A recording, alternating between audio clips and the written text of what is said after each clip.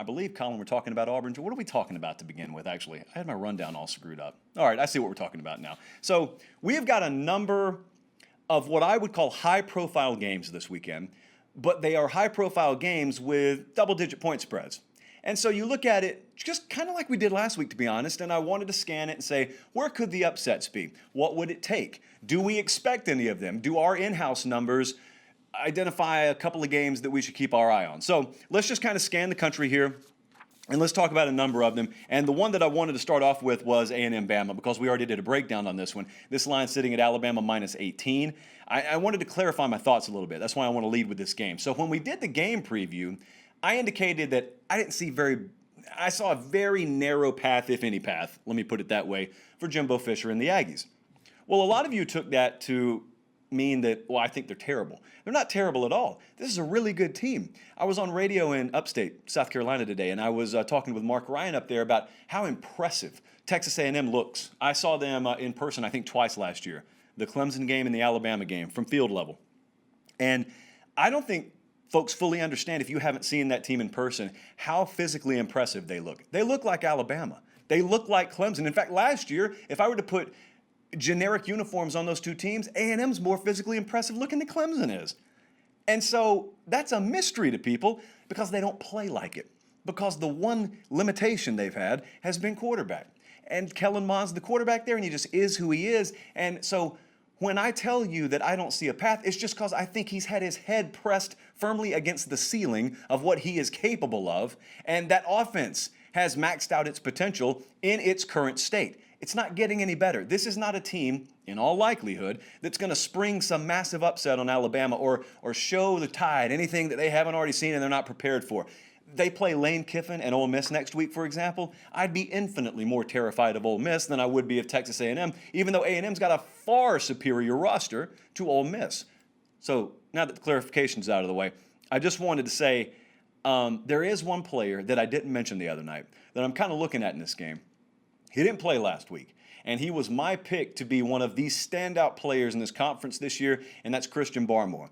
He was not in action last week for Alabama. He figures to be this week, so let's just keep an eye on him because that's a guy, that's an impact disruptor up front that they can't really duplicate. They need that guy to shine if they're going to maximize their defensive potential in this game and this year. We like Alabama to win. We lean slightly Alabama to cover. Let's go to Florida. South Carolina is an 18 to 17-point dog, depending on where you look, on the road in Gainesville. There was a big reaction, I think, here last week. If this were the opener, I think Florida would be about a 2-touchdown favorite. Florida rolled last week. South Carolina didn't. This thing's already up to 18, 17 and a half, like I said, depending on where you look. Here's the problem. If we're trying to map out the upset potential here, a couple of them. There's not just one, but a couple of problems. South Carolina offensively, anytime you're going to make it happen, you want to control the game. Obviously, they don't have a superior roster to Florida. They don't have a comparable roster to Florida, and that Florida offense has already shown what it can do. So what you want to do is, obviously, you'd love to keep the Gators offense off the field. How do you do that? Well, you control clock, and you move the chains on third down, and you do a lot of things on the ground that, quite frankly, I don't think South Carolina is capable of. And that is the problem, friends, because I think it's far more likely that you see a bunch of 3-and-outs or shortened drives from Carolina than it is you see a bunch of 10-plus play drives, which would be part of, obviously, the formula to try and pull an upset here. And the second part is, do they have the edge rush capability, or I guess capability on the interior, to pressure Kyle Trask enough? A lot of these answers are, at best, I don't know. At worst, they are no's. And so that's why when I looked at this number, it's a do-up, kind of do-or-die, to be honest with you, situation for South Carolina coming off last week. And it's also a do-down spot emotionally for Florida coming off the big win. And so I looked at the number before I dove into it and said, I bet we lean South Carolina and the points. We don't. We think the number's right. We got Florida, I think, minus 18.5. So we think the number's right, in other words. So we don't really have a lean on that one either way. We certainly do not see any big red alarm bells or lights, as the case may be, shining for that game. How about Missouri at Tennessee? This one has confounded us a little bit this week, to be honest. We jumped on Missouri as our best bet of the week. We maintained that stance, by the way, but we got them at 10.5 the other night. That thing's 12.5 now. So we had the line move against us. It's okay. Happened last week too, and we turned out all right there. Tight game. We expect a very tight game here. To give you an idea of what we expect, we've got Tennessee winning by under a touchdown. So we're across several key numbers there. That's why we like Missouri. Missouri has very good safeties on this team. Now here's why that matters aside from the obvious. Tennessee will need to sustain drives, obviously, here, and they did a very poor job of that last week. They were 1 of 12 on third down. The safety play at Missouri, in all likelihood, combined with the conservative play calling nature of Tennessee, is unlikely to yield a bunch of explosive plays through the air, 20-plus yard pass plays. Probably not seeing a ton of those. And so the counterpoint is, all right, Tennessee will still be able to move the ball. They got the superior offensive line, but they'll need to do it, instead of in chunks, they'll need to do it more methodically.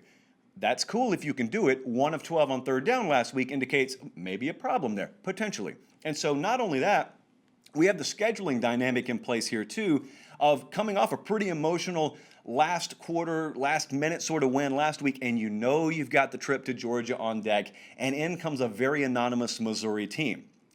I'm not picking Tennessee to lose this game. I am picking them to win a single-digit sort of game because I think Jeremy Pruitt would be more than happy to win this thing by 8 points. Missouri was not. Also, I just want to point this out now. You would think Tennessee, you got a couple of power backs here, you got the power offensive line, you can lean on that ground game. Hey, I describe Alabama as that or better, and Alabama had some success on the ground last week, not a ton of it. And I don't necessarily think it was an Alabama problem. I just don't think Missouri is that bad. I really think the team's underrated as a whole. So I came out of that game last week impressed with Alabama, came away a little more impressed with Missouri than I thought I would too. Let's go to the Big 12. TCU is at Texas. Texas is an 11.5-point favorite. That's down from about 13, 24 to 48 hours ago. TCU, this is a stat you've probably heard thrown around by this point this week, 5 of their last 6 against Texas. I don't care how much he sweats, Gary Patterson gets the job done. I, unlike a lot of you that I've seen out there tossing predictions around, do not expect a great big 48 to 41 type shootout here. I think it's a little bit lower scoring than that. This is a green TCU offensive line.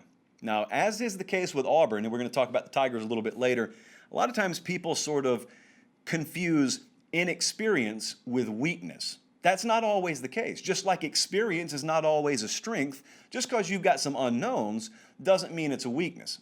However, there's a lot of experience and a lot of depth on the interior of this Texas defensive line, and I don't know if you saw the final score last week, but it wasn't exactly the most sterling performance in the history of Texas defensive football. You've got to imagine there's a premium being placed there this week. Think they can have some success against that TCU offensive line. You got the better quarterback situation, even if they roll with Duggan all game this week, the TCU Horned Frogs there, even if they do, you got the edge at quarterback at Texas. I can't make much sense of the number, but then again, I looked at our numbers, and our numbers, like Texas, even bigger than the Vegas line does. I have no confidence in that. Sometimes I have confidence in our numbers. Sometimes I look at our numbers and I say, all right, well, you're drunk, clearly, so we're going to move on. There are other games out there for us. And that's exactly what I told our model about this game. I don't know what you're on, but Texas minus 19, I think we had, you have fun with that. If you feel like laying 19 points with this team, or 9 for that matter, you have fun with that, I'm not going to follow you. So I expect, actually, I have no clue what to expect here. I'd lean Texas, but I have no clue what to expect. Arkansas, Mississippi State, kind of the last game I wanted to touch on here before we move to Auburn, Georgia. Mississippi State's a 17-point favorite this week. Did you know that? You probably do if you've looked at this stuff. Instinct versus eyes. Big battle internally for me going on this week.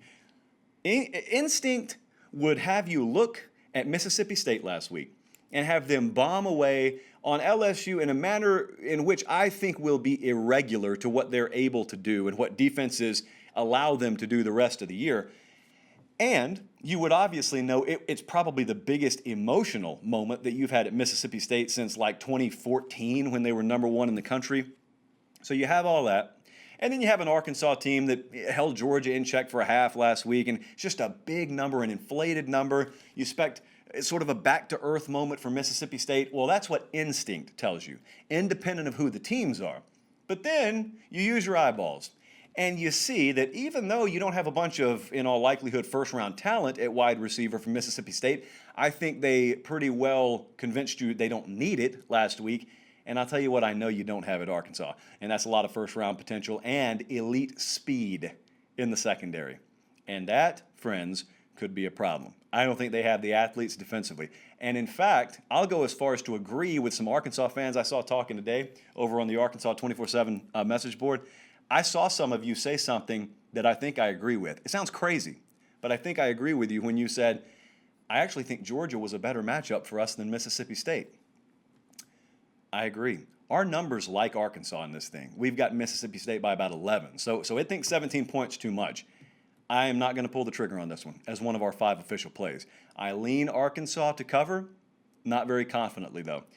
I do think there is a reasonable chance that the under is a wise play here. Doesn't qualify as an official for us, but I think it's at 69 right now. Bud's on the over. Bud got it at like 63, 64. He's really good at jumping those totals. So, hey, let's get a nice 66, 67 middle there so we both look smart. But those are the games that we're looking at this week.